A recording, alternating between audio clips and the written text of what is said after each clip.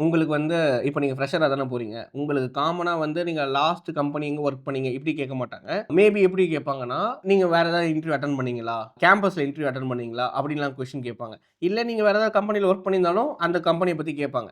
ஏன் அந்த கம்பெனிய விட்டுட்டு வந்தீங்க?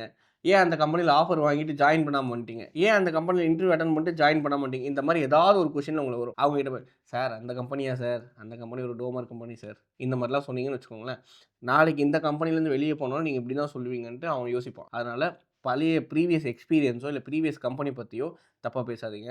எப்பவுமே அதுக்கு வெயிட்டேஜ் குடுத்தே பேசுங்க. அங்க வந்து என்னோட நான் எக்ஸ்பெக்ட் பண்ண டெக் ஸ்டாக் இல்லன்னு சொல்லுங்க. அங்க வந்து சப்போர்ட் ப்ராஜெக்ட்ஸ் தான் வச்சிருக்காங்கன்னு சொல்லுங்க. அந்த மாரி சொல்றத விட்டுட்டு, இல்ல அங்க ஹெச்ஆர் சரியில்ல, என் மேனேஜர் சரியில்ல, என் மேனேஜருக்கும் எனக்கும் சண்டை ஆயிடுச்சு. நான் சண்டை போட்டு நான் கம்பெனி விட்டு வந்துட்டேன். நான் நெறைய லீவ் எடுத்தேன். அதனால என்ன ஜாப் விட்டு வெளிய போ சொல்ட்டாங்க. இல்ல ரொம்ப பிரஷரா இருந்தது. நான் சொல்லாம கொள்ளாம அப்ஸ்கண்ட் ஆகி ஓடி வந்துட்டேன். இந்த மாரி ஆன்சர்ஸ்லாம் தயவு செஞ்சு குடுத்துறாதீங்க. கண்டிப்பா உங்கள ஜாப்ல எடுக்கவே மாட்டாங்க.